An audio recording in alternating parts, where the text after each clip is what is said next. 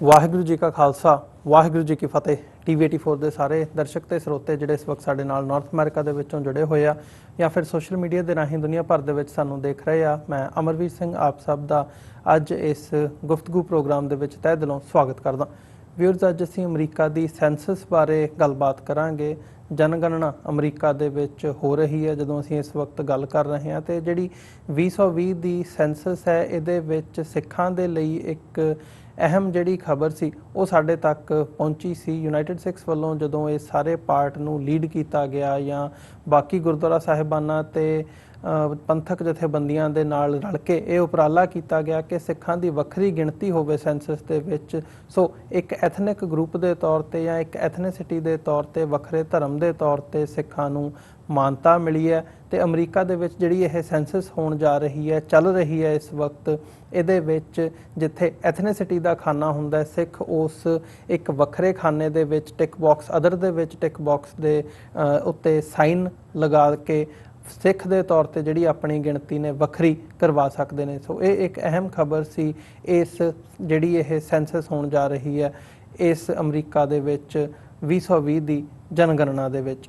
ਸੋ ਜਿੱਥੇ ਇਹ ਇੱਕ ਅਹਿਮ ਖਬਰ ਹੈ, ਉੱਥੇ ਹੁਣ ਜਦੋਂ ਇਹ ਸੈਂਸਸ ਚੱਲ ਰਹੀ ਹੈ ਕੋਵਿਡ ਦੇ ਚੱਲਦਿਆਂ, ਜਿੱਥੇ ਗੁਰਦੁਆਰਾ ਸਾਹਿਬਾਨਾਂ ਦੇ ਵਿੱਚ ਸੰਗਤ ਨਹੀਂ ਬਹੁਤੀ ਜਾ ਰਹੀ, ਘਰਾਂ ਦੇ ਵਿੱਚ ਹੈ, ਸੋ ਰਿਸਪੌਂਸ ਹੈ ਜਿਹੜਾ ਉਹ ਘੱਟ ਨਜ਼ਰ ਆ ਰਿਹਾ ਹੈ। ਸੋ ਇਸ ਬਾਬਤ ਅਸੀਂ ਅੱਜ ਜਿਹੜਾ ਇਹ ਸ਼ੋਅ ਹੈ ਉਹ ਤੁਹਾਡੀ ਕਚਹਿਰੀ ਦੇ ਵਿੱਚ ਲੈ ਕੇ ਹਾਜ਼ਰ ਹੋਏ ਹਾਂ ਕਿ ਅਮਰੀਕਾ ਦੇ ਜਿਹੜੀ ਸੈਂਸਸ ਹੈ, ਖਾਸ ਤੌਰ ਤੇ ਅਮਰੀਕੀ ਸਿੱਖਾਂ ਦੇ ਲਈ ਇਹਦੀ ਇੰਪੋਰਟੈਂਸ ਬਹੁਤ ਹੈ। ਸੋ ਵੱਧ ਤੋਂ ਵੱਧ ਇਸ ਜਨਗਣਨਾ ਦੇ ਵਿੱਚ, ਸੈਂਸਸ ਦੇ ਵਿੱਚ ਜਿਹੜੀ ਸ਼ਮੂਲੀਅਤ ਹੈ ਉਹ ਕਰਨੀ ਚਾਹੀਦੀ ਹੈ।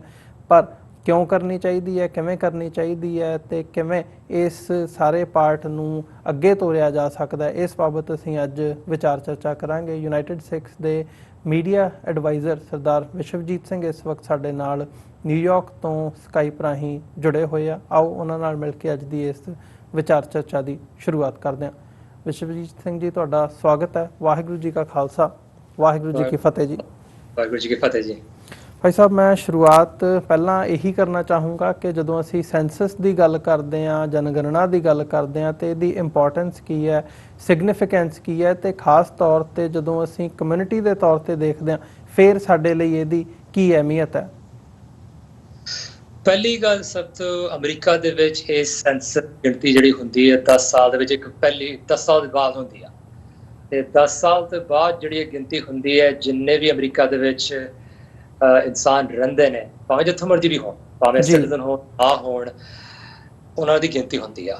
ਤੇ ਉਸ ਗਿਣਤੀ ਦੇ ਬਾਅਦ ਫਿਰ ਕੀ ਕਰਦੇ ਨੇ ਬਈ, ਤੁਹਾਡੀ ਜਿਹੜੀ ਫੰਡਿੰਗ ਹੁੰਦੀ ਹੈ ਗਵਰਨਮੈਂਟ ਵੱਲੋਂ, ਸਿਟੀਜ਼ ਜਿਹੜੀ ਪੋਲੀਟੀਕਲ ਰਿਪਰੈਜ਼ੈਂਟੇਸ਼ਨ ਹੋਣੀ ਹੈ, ਤੁਹਾਡੇ ਕਾਂਗਰਸਮੈਨ ਜਿਹੜੇ ਹੈਗੇ ਨੇ, ਉਹ ਸਾਰੀਆਂ ਚੀਜ਼ਾਂ ਇਸ ਦੇ ਉੱਤੇ ਡਿਪੈਂਡ ਕਰਦੀਆਂ ਨੇ ਵੀ ਗਿਣਤੀ ਕਿੰਨੀ ਆ।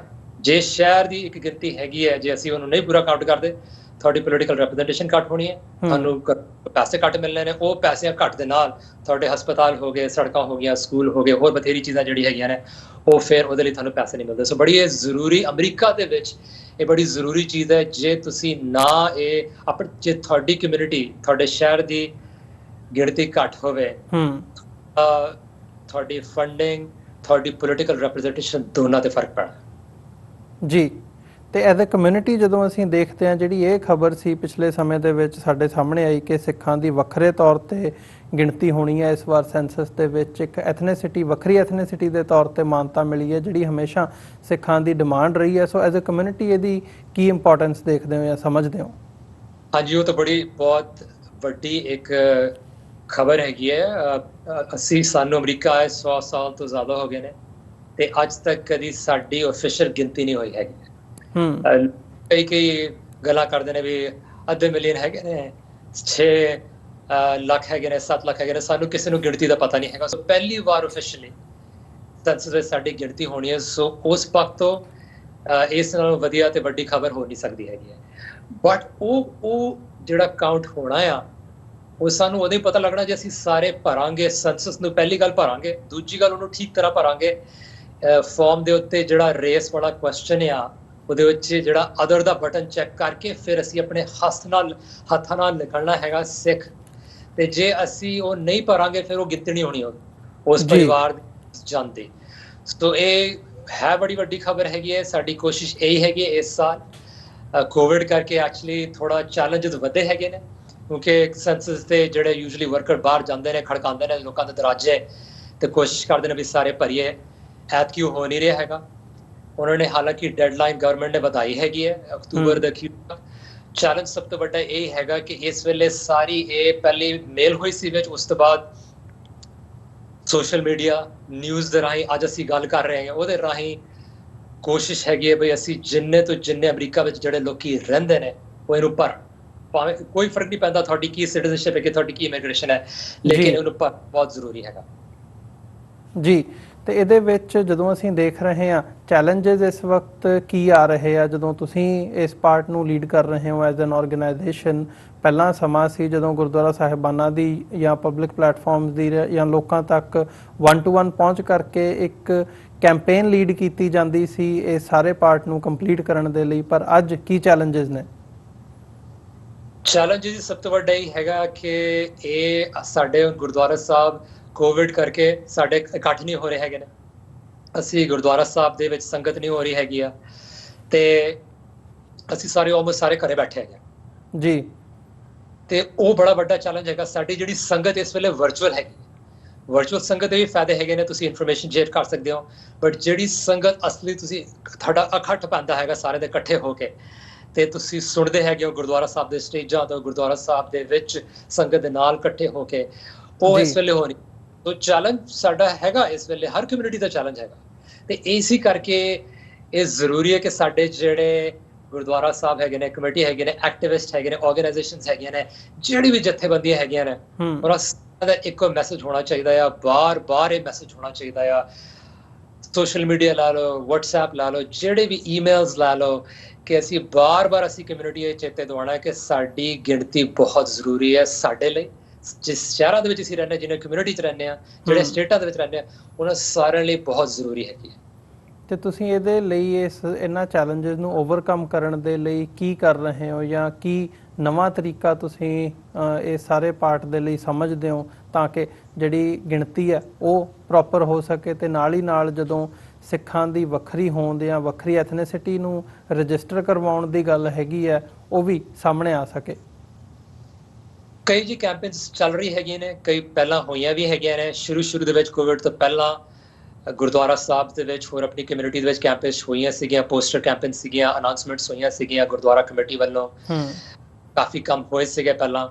ਉਸ ਤੋਂ ਬਾਅਦ ਇਸ ਵੇਲੇ ਅਸੀਂ ਹੁਣੇ ਬਸ ਇੱਕ ਬੜੀ ਵੱਡੀ ਪੋਸਟ ਕਾਰਡ ਕੈਂਪੇਨ ਪੰਜਾਬੀ ਤੇ ਅੰਗਰੇਜ਼ੀ ਦੇ ਵਿੱਚ ਪੋਸਟ ਕਾਰਡ ਜਿਹੜੇ ਕਿ 10,000 ਤੋਂ ਜ਼ਿਆਦਾ ਘਰਾਂ ਦੇ ਵਿੱਚ ਜਾਣੇ ਹੈਗੇ ਨੇ, ਨਿਊਯਾਰਕ ਦੇ ਵਿੱਚ ਗੱਲ ਹੈ, ਉਹ ਇੱਕ ਕਰ ਰਹੇ ਹੈਗੇ ਜਿੱਥੇ ਅਸੀਂ ਸਾਰੇ ਲੋਕਾਂ ਨੂੰ ਦੱਸ ਰਹੇ ਹਾਂ ਐਗਜ਼ੈਕਟਲੀ ਕਿੱਥੇ ਕਿੱਦਾਂ ਫਾਰਮ ਭਰਨਾ ਤੇ ਕਿਉਂ ਜ਼ਰੂਰੀ ਹੈਗਾ। ਇੱਕ ਉਹ ਕੈਂਪੇਨ ਚੱਲ ਰਹੀ ਹੈਗੀ ਹੈ। ਵੀਡੀਓਜ਼ ਦੀ ਕੈਂਪੇਨ ਹੈਗੀ ਹੈ। ਵੀਡੀਓ ਮੈਂ ਹੁਣੇ ਇੱਕ ਨਿਊਯਾਰਕ ਸਿਟੀ ਸੈਂਸਸ ਦੇ ਨਾਲ ਮਿਲ ਕੇ ਇੱਕ ਪੰਜਾਬੀ ਦੇ ਵਿੱਚ ਸੈਂਸਸ ਦਾ ਵੀਡੀਓ ਬਣਾਇਆ 1.5 ਮਿੰਟ ਦਾ, ਤੇ ਬੜੇ ਥੋੜੇ ਅਕਸ਼ਰਾਂ ਦੇ ਵਿੱਚ ਵੈਰੀ ਸਿੰਪਲੀ ਬੜੇ ਸ਼ੁੱਧ ਤਰੀਕੇ ਨਾਲ ਦੱਸਣਾ ਵੀ ਇਹ ਸੈਂਸਸ ਗੁਪਤ ਹੈਗਾ। ਜਿਹੜੇ ਸਵਾਲਾਂ ਦੇ ਜਵਾਬ ਨਾ ਪੁਲਿਸ ਵਾਲੇ, ਨਾ ਇਮੀਗ੍ਰੇਸ਼ਨ ਵਾਲੇ, ਨਾ ਤੁਹਾਡੇ ਮਾਲਕ ਮਕਾਨ ਨੂੰ ਦੇਖ ਸਕਦੇ ਹੈਗੇ ਨੇ। ਸੋ ਇਹਦੇ ਵਿੱਚ ਇਹ ਬੜਾ ਜ਼ਰੂਰੀ ਮੈਸੇਜ ਅਸੀਂ ਕੋਸ਼ਿਸ਼ ਕਰ ਰਹੇ ਹਾਂ ਮੀਡੀਆ ਰਾਹੀਂ ਹੋ ਗਿਆ, ਪੋਸਟ ਕਾਰਡ ਜਿਹੜੀ ਮੈਂ ਗੱਲ ਕੀਤੀ ਹੈ ਕਿ ਬਈ ਇਹ ਬਿਲਕੁਲ ਸੇਫ ਹੈਗਾ ਤੇ ਆਪਾਂ ਇਹਨੂੰ ਜ਼ਰੂਰ ਭਰੀਏ, ਤੇ ਅਕਤੂਬਰ ਤੱਕ ਖੁੱਲਾ ਰਹਿਣਾ, ਅਸੀਂ ਉਦੋਂ ਤੱਕ ਲੱਗੇ ਰਹਿਣਾ ਹੈਗਾ। ਮੈਸੇਜ ਅਸੀਂ ਬਾਰ-ਬਾਰ ਇਹ ਮੈਸੇਜ ਭੇਜੀ ਜਾਣਾ ਸੋਸ਼ਲ ਮੀਡੀਆ ਰਾਹੀਂ, ਵੀਡੀਓਜ਼ ਰਾਹੀਂ, ਪੋਸਟ ਕਾਰਡ ਕੈਂਪੇਨ ਰਾਹੀਂ, ਈਮੇਲ ਕੈਂਪੇਨ ਰਾਹੀਂ ਕਿ ਇਸ ਨੂੰ ਸਾਡੀ ਕਮਿਊਨਿਟੀ ਜ਼ਰੂਰ ਭਰੇ।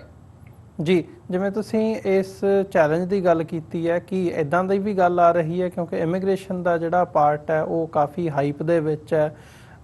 ਜਿਹੜੇ ਪ੍ਰੈਜ਼ੀਡੈਂਟ ਟਰੰਪ ਨੇ ਉਹਨਾਂ ਦੀਆਂ ਵੀ ਬਿਆਨਬਾਜ਼ੀਆਂ ਇੱਕ ਡਿਫਰੈਂਟ ਲੈਵਲ ਤੋਂ ਹੁੰਦੀਆਂ ਨੇ, ਕਿ ਇਹ ਵੀ ਇੱਕ ਫੈਕਟਰ ਇਹਦੇ 'ਚ ਮੰਨਿਆ ਜਾ ਸਕਦਾ ਹੈ ਘੱਟ ਲੋਕਾਂ ਦੇ ਰਜਿਸਟਰ ਕਰਨ ਦਾ ਜਾਂ ਘੱਟ ਰਿਸਪੌਂਡ ਕਰਨ ਦਾ, ਕਿ ਇੱਕ ਡਰ ਦਾ ਮਾਹੌਲ ਹੈ ਕਿ ਜੇ ਅਸੀਂ ਰਜਿਸਟਰ ਕਰਦੇ ਹਾਂ ਜਾਂ ਅਸੀਂ ਇਸ ਫਾਰਮ ਨੂੰ ਫਿਲ ਆਊਟ ਕਰਦੇ ਹਾਂ ਤੇ ਕਿਤੇ ਸਾਡੇ ਤੇ ਨਾ ਕੱਲ੍ਹ ਨੂੰ ਕੁਐਸਚਨ ਹੋਵੇ?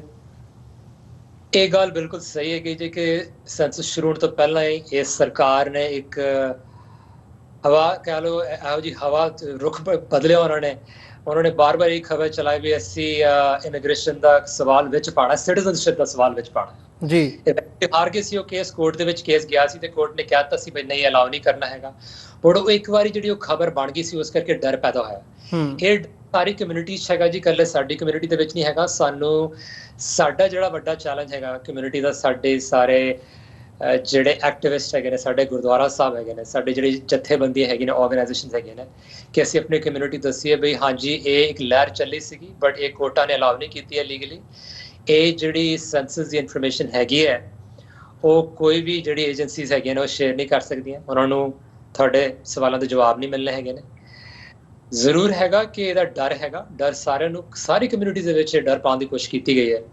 ਬਟ ਇਸ ਵੇਲੇ ਜੋ ਫੈਕਟ ਹੈਗੇ ਨੇ, ਸੈਂਸਸ ਦੀ ਇਨਫੋਰਮੇਸ਼ਨ ਸਿਰਫ ਸੈਂਸਸ ਦੇ ਯੂਜ਼ਲੀ ਹੋਣੀ ਹੈ ਕਿ ਵੀ ਕਿੰਨੇ ਬੰਦੇ ਨੇ, ਪੋਲੀਟੀਕਲ ਰਿਪਰੈਜ਼ੈਂਟੇਸ਼ਨ ਕਿੱਦਾਂ ਹੋਣੀ ਆ, ਕਿੰਨੇ ਪੈਸੇ ਕਮਿਊਨਿਟੀ ਨੂੰ ਮਿਲਣੇ ਹੈਗੇ ਨੇ। ਬਾਕੀ ਕੋਈ ਪੁਲਿਸ ਲਾ ਲਓ, ਆਈਸ ਲਾ ਲਓ, ਇਮੀਗ੍ਰੇਸ਼ਨ ਵਾਲੇ ਲਾ ਲਓ, ਕਿਸੇ ਨੂੰ ਇਨਫੋਰਮੇਸ਼ਨ ਮਿਲ ਨਹੀਂ ਸਕਦੀ। ਉਹਨਾਂ ਨੇ ਕੋਸ਼ਿਸ਼ ਕੀਤੀ ਸੀ ਬਟ ਉਹਨਾਂ ਨੂੰ ਇਨਫੋਰਮੇਸ਼ਨ ਮਿਲ ਨਹੀਂ ਸਕਦੀ। ਇਹ ਇਸ ਵੇਲੇ ਜਿਹੜਾ ਸਾਡਾ ਲਾਅ ਹੈਗਾ ਉਹਨੂੰ ਅਲਾਉ ਨਹੀਂ ਕਰਦਾ ਹੈਗਾ। ਸੋ ਮਤਲਬ ਕਾਨੂੰਨੀ ਤੌਰ ਤੇ ਨਾ ਹੀ ਇਨਫੋਰਮੇਸ਼ਨ ਕਿਸੇ ਨਾਲ ਸ਼ੇਅਰ ਕੀਤੀ ਜਾਣੀ ਹੈ ਤੇ ਇਹਦੇ ਵਿੱਚ ਡਰਨ ਦੀ ਲੋੜ ਨਹੀਂ। ਜਿਹੜੇ ਸਾਡੀ ਕਮਿਊਨਿਟੀ ਆ, ਭਾਈਚਾਰਾ ਆ, ਉਹ ਬੇਝਿਜਕ ਇਹ ਜਿਹੜੇ ਫਾਰਮਸ ਨੇ ਫਿਲ ਕਰ ਸਕਦੇ ਆ। ਬਿਲਕੁਲ ਬਿਲਕੁਲ ਫਿਲ ਕਰ ਸਕਦੇ ਨੇ। ਤੇ ਇਹ ਵੀ ਚੇਤੇ ਰੱਖਿਓ, ਇੱਕ ਇਹ ਵੀ ਬੜੀ ਕਨਫਿਊਜ਼ਨ ਹੋਈ ਸੀ ਸੈਂਸਸ ਦੇ ਉੱਤੇ, ਇੱਕ ਵੀ ਸਵਾਲ ਤੁਹਾਡੀ ਸਿਟੀਜ਼ਨਸ਼ਿਪ ਬਾਰੇ ਨਹੀਂ ਹੈਗਾ ਜੀ। ਭਾਵੇਂ ਤੁਸੀਂ ਭਰੋ, ਭਾਵੇਂ ਕੋਈ ਹੋਰ ਭਰੇ, ਭਾਵੇਂ ਅਸੀਂ ਸਿਟੀਜ਼ਨ ਹੋਈਏ ਨਾ ਹੋਈਏ, ਇਮੀਗ੍ਰੇਸ਼ਨ ਹੈਗੀ ਹੈ, ਭਾਵੇਂ ਸਾਡੇ ਕੋਲ ਪੇਪਰ ਨਾ ਹੋਣ, ਕੋਈ ਫਰਕ ਨਹੀਂ। ਅਸੀਂ ਕੋਈ ਬਰਾਬਰ ਹੈਗੇ ਆ, ਬਿਕੋਜ਼ ਸਵਾਲ ਹੈਗਾ ਹੀ ਨਹੀਂ ਵਿੱਚ ਕਿ ਤੁਸੀਂ ਸਿਟੀਜ਼ਨ ਹੈਗੇ ਹੋ ਨਹੀਂ ਹੈਗੇ ਹੋ, ਤੁਹਾਡਾ ਕੀ ਸਟੈਟਸ ਹੈ, ਉਹ ਸਵਾਲ ਹੈ ਹੀ ਨਹੀਂ ਇਹਦੇ ਵਿੱਚ। ਤੇ ਇਸ ਕਰਕੇ ਅਸੀਂ ਸਾਰੇ ਬਰਾਬਰ ਹੈਗੇ ਆ ਸੈਂਸਸ ਦੇ ਮੁਤਾਬਿਕ। ਅਸੀਂ ਸਾਰੇ ਜਿਹੜੇ ਅਮਰੀਕਾ 'ਚ ਰਹਿੰਦੇ ਆ ਇਸ ਵੇਲੇ ਬਰਾਬਰ ਹੈਗੇ ਜੀ। ਜੀ ਮੈਂ ਵਾਪਸ ਫਾਇਦਿਆਂ ਦੇ ਉੱਤੇ ਆਵਾਂ। ਜਦੋਂ ਅਸੀਂ ਐਜ਼ ਅ ਕਮਿਊਨਿਟੀ ਗੱਲ ਕਰਦੇ ਹਾਂ ਜਾਂ ਜਿਹੜੇ ਲੋਕਾਂ ਤੱਕ ਮੈਸੇਜ ਜਾਂਦਾ ਵੀ ਹੈ, ਉਹਨਾਂ ਦੇ ਲਈ ਇੰਡੀਵਿਜੂਅਲੀ ਵੀ ਕੀ ਫਾਇਦਾ ਕੀ ਹੁੰਦਾ ਸੈਂਸਸ ਦਾ? ਜਦੋਂ ਅਸੀਂ ਦੇਖਦੇ ਹਾਂ, ਇੱਕ ਤੁਸੀਂ ਕਮਿਊਨਿਟੀ ਦੇ ਤੌਰ ਤੇ ਜ਼ਰੂਰ ਬਿਆਨ ਕੀਤਾ ਵੀ ਫੰਡਿੰਗ ਹੁੰਦੀ ਹੈ, ਸਰਕਾਰਾਂ ਦੇ ਕੰਮ ਕਰਨ ਦਾ ਜਿਹੜਾ ਤਰੀਕਾ ਹੈ ਉਹ ਫੰਡਿੰਗ ਉਸੇ ਤਰੀਕੇ ਨਾਲ ਅਲਾਟ ਕਰਦੇ ਆ ਜਿਸ ਹਿਸਾਬ ਨਾਲ ਉਸ ਪੋਪੂਲੇਸ਼ਨ ਦੀ ਡੈਮੋਗ੍ਰਾਫਿਕਸ ਹੁੰਦੇ ਆ, ਸਾਰੀਆਂ ਚੀਜ਼ਾਂ ਉਹ ਫੈਕਟਰਸ ਕੰਸੀਡਰ ਕਰਕੇ ਫਿਰ ਹੀ ਜਿਹੜੇ ਪੈਸੇ ਆ ਉਹ ਵੱਖੋ ਵੱਖਰੇ ਪ੍ਰੋਜੈਕਟਸ ਨੂੰ ਦਿੱਤੇ ਜਾਂਦੇ ਆ। ਬਟ ਜੇ ਇੰਡੀਵਿਜੂਅਲੀ ਦੇਖਣਾ ਹੋਵੇ, ਹੋਰ ਸਪੈਸੀਫਿਕਲੀ ਮੈਂ ਜਾਣਨਾ ਚਾਹੂੰਗਾ ਤੁਹਾਡੇ ਕੋਲੋਂ ਕਿ ਇੱਕ ਬੰਦੇ ਨੂੰ ਇਹਦਾ ਫਾਇਦਾ ਕੀ ਹੁੰਦਾ ਜਦੋਂ ਸੈਂਸਸ ਦੀ ਗੱਲ ਹੁੰਦੀ ਹੈ? ਦੇਖੋ ਜੀ, ਬੰਦੇ ਨੂੰ ਫਾਇਦਾ, ਅਸੀਂ ਜੇ ਤੁਸੀਂ ਇੰਡੀਵਿਜੂਅਲੀ ਕਹੋ ਕਿ ਮੈਨੂੰ ਜੀ ਇਕੱਲੇ ਮੇਰਾ ਕੀ ਫਾਇਦਾ ਹੋ ਰਿਹਾ, ਕਿ ਮੈਨੂੰ ਕੀ ਮਿਲ ਰਿਹਾ ਹੈ, ਸੋ ਇੱਕ ਕਮਿਊਨਿਟੀ ਮੈਂਬਰ ਦੇ ਹੋਣ ਕਰਕੇ ਸਾਡੇ ਫਾਇਦੇ ਹੁੰਦੇ ਆ ਕਿ ਸਾਡੀ, ਅਸੀਂ ਜਿੱਥੇ ਰਹਿੰਦੇ ਹਾਂ, ਜਿਹੜੀ ਵੀ ਸ਼ਹਿਰਾਂ, ਭਾਵੇਂ ਪਿੰਡ ਲਾ ਲਓ, ਭਾਵੇਂ ਸ਼ਹਿਰ, ਛੋਟੇ ਵੱਡੇ ਸ਼ਹਿਰ ਲਾ ਲਓ, ਸਾਨੂੰ ਫਾਇਦਾ ਉਸ ਕਮਿਊਨਿਟੀ ਦੇ ਵਿੱਚ, ਇੱਕ ਅਸੀਂ ਇਨਸਾਨ ਹੈਗੇ ਰਹਿੰਦੇ ਆ, ਸਾਨੂੰ ਇਸ ਕਮਿਊਨਿਟੀ ਦਾ ਜਿਹੜਾ ਫਾਇਦਾ ਸਾਨੂੰ ਹੁੰਦਾ ਹੈ ਫਾਇਦਾ। ਜਿਹੜੇ ਸਾਰੇ ਰਿਸੋਰਸਿਸ ਤੁਹਾਡੇ ਕਮਿਊਨਿਟੀ ਨੂੰ ਮਿਲਣੇ ਹੈਗੇ ਨੇ, ਤੇ ਤੁਸੀਂ ਜੇ ਆਪਣੀ ਫੈਮਿਲੀ ਨੂੰ ਵੇਖੋ, ਆਪਣੇ ਬੱਚਿਆਂ ਨੂੰ ਵੇਖੋ, ਜੇ ਤੁਹਾਡੇ ਘਰਾਂ ਦੇ ਵਿੱਚ ਬੱਚੇ ਹੈਗੇ ਨੇ, ਉਹਨਾਂ ਦੇ ਸਕੂਲਾਂ ਨੂੰ ਦੇਖੋ, ਫਾਇਦੇ ਤੁਹਾਨੂੰ ਹੋ ਰਹੇ ਹੈਗੇ ਨੇ।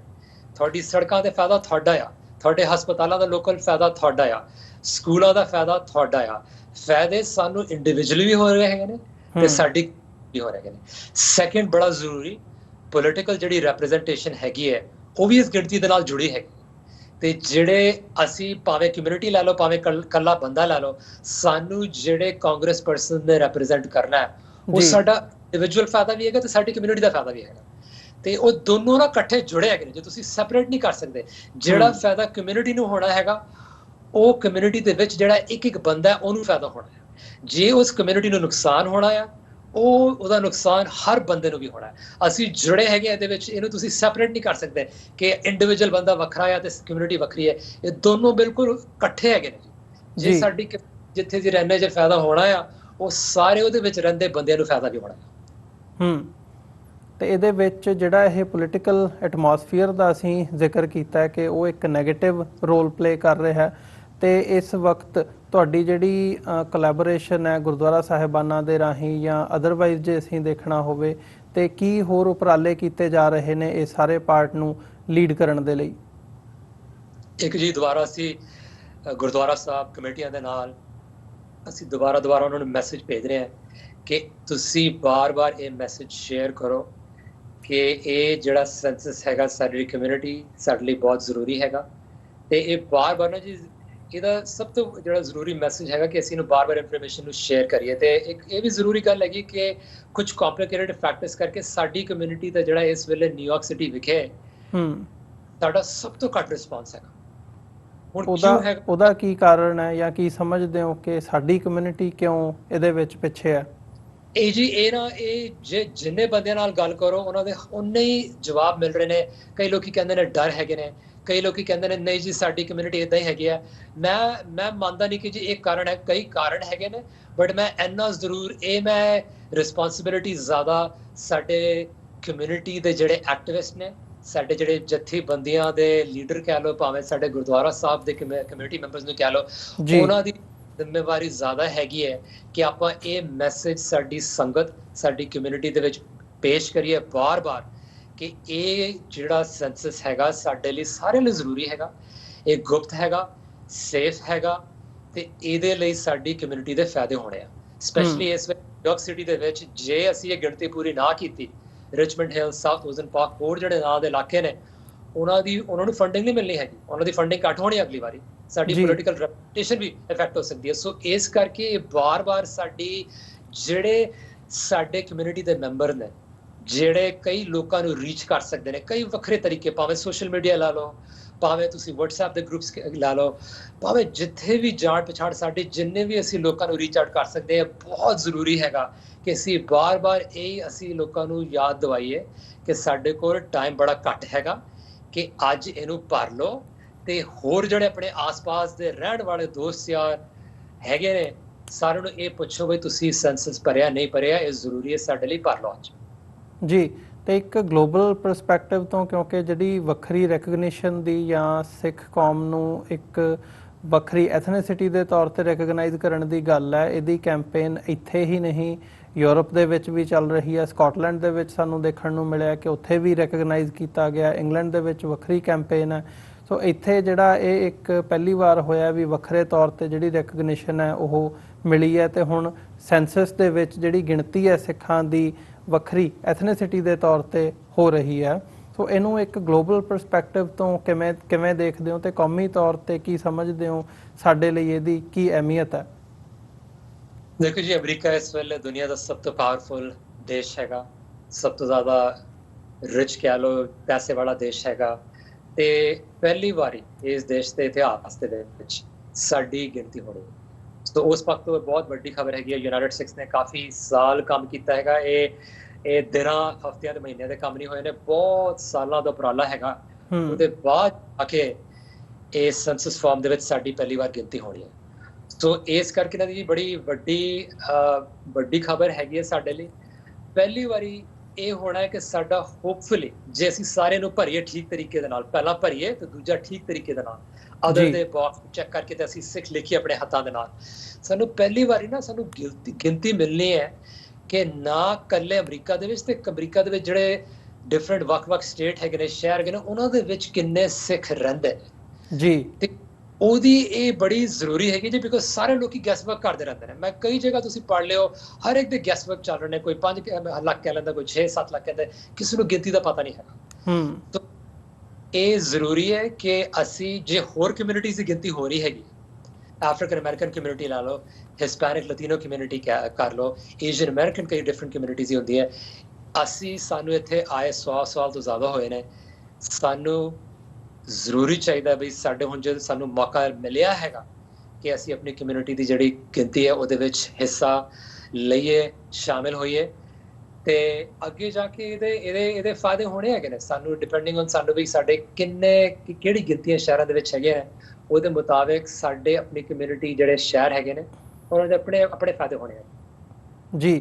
ਤੇ ਇਹਦੇ ਵਿੱਚ ਜਦੋਂ ਇੱਕ ਹੇਟ ਕ੍ਰਾਈਮਸ ਦਾ ਫੈਕਟਰ ਆਉਂਦਾ, ਜਦੋਂ ਅਸੀਂ ਉਹਨੂੰ ਦੇਖਦੇ ਹਾਂ ਤੇ ਸਿੱਖਾਂ ਨੂੰ ਵੀ ਉਸ ਦਾ ਨਿਸ਼ਾਨਾ ਬਣਾਇਆ ਜਾਂਦਾ। ਹੁਣ ਇੱਕ ਪਾਸੇ ਬਲੈਕ ਲਾਈਵਜ਼ ਮੈਟਰ ਦੀ ਜਿਹੜੀ ਮੂਵਮੈਂਟ ਹੈ ਉਹ ਚੱਲ ਰਹੀ ਹੈ, ਤੇ ਨਾਲ ਹੀ ਨਾਲ ਜਦੋਂ ਇੱਕ ਨਸਲੀ ਵਿਤਕਰੇ ਦੀ ਗੱਲ ਹੁੰਦੀ ਹੈ ਜਾਂ ਹੇਟ ਕ੍ਰਾਈਮਸ ਦੀ ਗੱਲ ਹੁੰਦੀ ਹੈ, ਸੋ ਉਹਦੀ ਪ੍ਰੋਫਾਈਲਿੰਗ ਦੇ ਵਿੱਚ, ਜਾਂ ਜਿਵੇਂ ਅਮਰੀਕਾ ਦੀਆਂ ਏਜੰਸੀਜ਼, ਉਹ ਐਡਮਿਨਿਸਟ੍ਰੇਸ਼ਨ ਹੋਵੇ ਜਾਂ ਲਾਅ ਇਨਫੋਰਸਮੈਂਟ ਏਜੰਸੀਜ਼ ਹੋਣ, FBI ਤੋਂ ਲੈ ਕੇ ਅਦਰਵਾਈਜ਼, ਕਿ ਉਹਦੇ ਵਿੱਚ ਵੀ ਇਹ ਜਿਹੜੀ ਸਾਰੀ ਸੈਂਸਸ ਹੈ ਜਾਂ ਸਿੱਖਾਂ ਦੀ ਵੱਖਰੇ ਤੌਰ ਦੇ ਉੱਤੇ ਗਿਣਤੀ ਹੋਣਾ ਕੋਈ ਰੋਲ ਪਲੇ ਕਰਦਾ ਕਿਸੇ ਤਰੀਕੇ ਦੇ ਨਾਲ?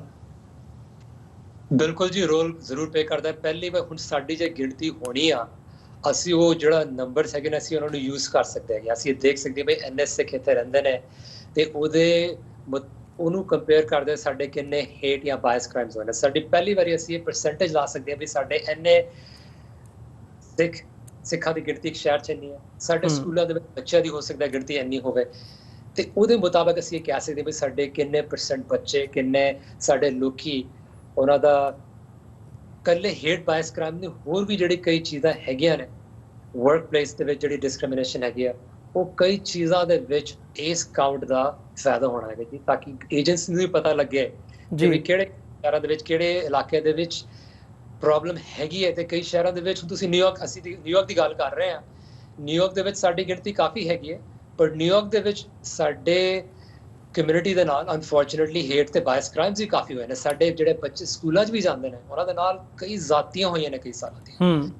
ਸੋ ਇਹ ਜ਼ਰੂਰੀ ਹੈ ਕਿ ਸਾਨੂੰ ਉਹਦੇ ਨਾਲ ਨਾਲ ਸਾਨੂੰ ਕਾਊਂਟ ਹੋਵੇ ਬਈ ਕਿੰਨੇ ਸਾਡੇ ਲੋਕੀ ਰਹਿੰਦੇ ਨੇ, ਕਿ ਬਈ ਦੇਖੋ ਸਾਨੂੰ ਪਹਿਲੀ ਵਾਰ ਅਸੀਂ ਕਹਿ ਸਕਦੇ ਵੀ ਇੰਨੀ ਪਰਸੈਂਟੇਜ ਸਾਡੇ ਲੋਕਾਂ ਦੀ ਹੈਗੀ ਕਿ ਜਿਹੜੇ ਉਹਦੇ ਮੁਤਾਬਿਕ ਕਿੰਨੇ ਉਹਨਾਂ ਦਾ ਇੰਪੈਕਟ ਕਿੰਨਾ ਹੋ ਰਿਹਾ ਹੈ ਜੀ। ਸੋ ਬਾਕੀ ਹੋਰ ਤੁਸੀਂ ਮੈਨੂੰ ਇੰਪੈਕਟ ਦਾ ਪੁੱਛ ਰਹੇ ਹੈਗੇ, ਦੇਖੋ ਜੀ, ਜੇ ਅੱਜ ਸੈਂਸਸ ਗਿਣਤੀ ਕਰ ਰਿਹਾ ਹੈ, ਇਹਦਾ ਇੰਪੈਕਟ ਹਰ ਜਿਹੜੀ ਗਵਰਨਮੈਂਟ ਏਜੰਸੀ ਹੈਗੀ ਹੈ, ਹੋਰ ਇੰਸਟੀਟਿਊਸ਼ਨਸ ਹੈਗੀਆਂ ਨੇ, ਉਹਨਾਂ ਦੇ ਉੱਤੇ ਪੈਂਦਾ ਕਿ ਵੀ ਹਾਂਜੀ ਅਸੀਂ ਵੀ ਇੱਕ ਕਾਊਂਟ ਰੱਖੀਏ।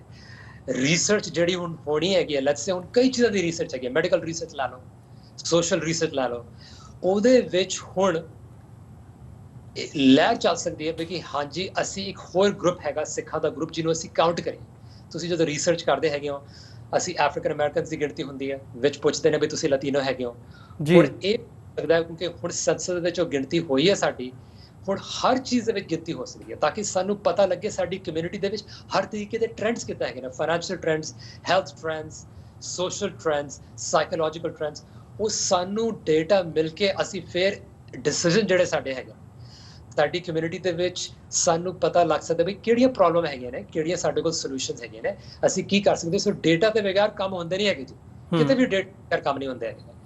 ਤੇ ਬਹੁਤ ਜ਼ਰੂਰੀ ਉਸ ਵਕਤ ਤੋਂ ਕਿ ਸਾਡੀ ਕਮਿਊਨਿਟੀ ਦੀ ਗਿਣਤੀ ਸਹੀ ਹੋਵੇ, ਸਾਰੇ ਅਸੀਂ ਭਰੀਏ ਫਾਰਮ ਨੂੰ, ਤਾਂ ਕਿ ਅੱਗੇ ਜਾ ਕੇ ਸ਼ਹਿਰਾਂ ਦੇ ਵਿੱਚ, ਇੰਸਟੀਟਿਊਸ਼ਨ ਦੇ ਵਿੱਚ, ਮੇਰਾ ਦੇ ਦਫ਼ਤਰ ਦੇ ਵਿੱਚ, ਹੈਲਥ ਡਿਪਾਰਟਮੈਂਟ ਦੇ ਵਿੱਚ ਪਤਾ ਲੱਗੇ ਵੀ ਅਸੀਂ ਕਿੰਨੇ ਹੈਗੇ ਆ, ਤੇ ਅੱਗੇ ਤੋਂ ਸਾਡੀ ਗਿਣਤੀ ਹੁੰਦੀ ਰਹੇ, ਤਾਂ ਕਿ ਹੋਰ ਅਸੀਂ ਜਿੰਨੇ ਫਾਰਮ ਭਰਦੇ ਹਾਂ, ਜੌਬਾਂ ਦੇ ਵਿੱਚ ਭਰਦੇ ਹਾਂ। ਹੁਣ ਮੈਂ ਇੱਕ ਮਿਸਾਲ ਦਿੰਦਾ ਜੀ, ਮੈਂ ਕਈ ਜਿੰਨੇ ਵੀ ਫਾਰਮ ਭਰਦਾ ਆ, ਜੌਬਾਂ ਦੇ ਫਾਰਮ ਲੈ ਲਓ, ਇੰਸ਼ੋਰੈਂਸ ਦੇ ਫਾਰਮ ਲੈ ਲਓ, ਉਹਨਾਂ ਵਿੱਚ ਸਿੱਖ ਨਹੀਂ ਲਿਖਿਆ ਹੁੰਦਾ ਜੀ, ਉਹਨਾਂ ਵਿੱਚ ਮੈਂ ਹਮੇਸ਼ਾ ਅਦਰ ਬਾਕਸ ਚੈੱਕ ਕਰਦਾ ਹਾਂ। ਆਪਣੇ ਵੱਲੋਂ ਕਈ ਵਾਰ ਮੈਂ ਲਿਖ ਦਿੰਦਾ ਸਿੱਖ, ਬਟ ਕਿਤੇ ਵੀ ਸਿੱਖ ਦੀ ਆਪਸ਼ਨ ਹੁੰਦੀ ਨਹੀਂ ਹੈ।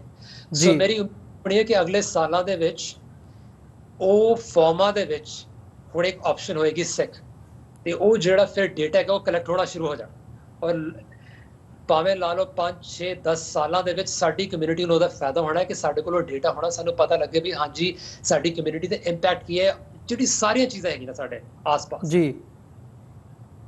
ਬਿਲਕੁਲ। ਤੇ ਇਹਦੇ ਵਿੱਚ ਯੂਨਾਈਟਿਡ ਸਿੱਖਸ ਦੀ ਜਦੋਂ ਅਸੀਂ ਗੱਲ ਕਰਦੇ ਹਾਂ, ਤੇ ਤੁਸੀਂ ਇਹਦੇ ਵਿੱਚ ਇੱਕ ਲੀਡ ਰੋਲ ਲੈ ਰਹੇ ਹੋ, ਸੋ ਜਿਹੜੇ ਜਿੱਥੇ ਤੱਕ ਵੀ ਮੈਸੇਜ ਜਾ ਰਿਹਾ ਹੈ ਉਹ ਕਿਵੇਂ ਤੁਹਾਡੇ ਤੱਕ ਕਿਵੇਂ ਪਹੁੰਚ ਕਰ ਸਕਦੇ ਆ, ਜਾਂ ਇਹਦਾ ਜਿਹੜਾ ਪ੍ਰੋਸੀਜਰ ਹੈ, ਜਿਨ੍ਹਾਂ ਲੋਕਾਂ ਨੇ ਹਜੇ ਤੱਕ ਨਹੀਂ ਭਰਿਆ ਸੈਂਸਸ ਦਾ ਫਾਰਮ, ਜਿਹੜੀ ਕਿ ਇੱਕ ਵੱਡੀ ਤਾਦਾਦ ਮੈਂ ਸਮਝਦਾ ਇਸ ਵਕਤ ਮੌਜੂਦ ਹੈ, ਉਹ ਕਿਵੇਂ ਫਾਰਮ ਭਰ ਸਕਦੇ ਆ, ਜਾਂ ਕਿਵੇਂ ਆਪਣੀ ਜਿਹੜੀ ਗਿਣਤੀ ਹੈ, ਕਾਊਂਟਿੰਗ ਹੈ, ਉਹ ਕਰਵਾ ਸਕਦੇ ਆ ਸਿੱਖ ਦੇ ਤੌਰ ਤੇ ਅਮਰੀਕੀ ਸੈਂਸਸ 2020 ਦੇ ਵਿੱਚ? ਹਾਂਜੀ, ਸਭ ਤੋਂ ਸੌਖਾ ਤਰੀਕਾ ਇਸ ਵੇਲੇ ਹੈਗਾ ਜੀ ਆਨਲਾਈਨ ਕਰਨ ਦਾ, ਕਿਉਂਕਿ ਇਸ ਵੇਲੇ ਸਾਨੂੰ ਸਾਰਿਆਂ ਨੂੰ ਮਾਰਚ ਦੇ ਵਿੱਚ ਇੱਕ ਚਿੱਠੀਆਂ ਆਈਆਂ ਸੀਗੀਆਂ ਭਰਨ ਲਈ, ਉਸ ਤੋਂ ਬਾਅਦ ਹੁਣ ਸਾਰਾ ਆਲਮੋਸਟ ਕੰਮ ਜੀ ਆਨਲਾਈਨ ਹੈਗਾ, ਬਹੁਤ ਸੌਖਾ ਫਾਰਮ ਹੈਗਾ।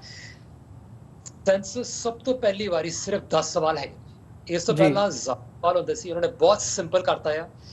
10 ਮਿੰਟ ਲੱਗਦੇ ਨੇ ਜੀ ਆਨਲਾਈਨ, ਗੂਗਲ ਤੇ ਜਾ ਕੇ ਸੈਂਸਸ 2020 ਪਾ ਦਿਓ, 2020 ਪਾ ਦਿਓ, ਸੈਂਸਸ ਦਾ ਉੱਤੇ ਲਿੰਕ ਆ ਜਾਂਦਾ ਜੀ।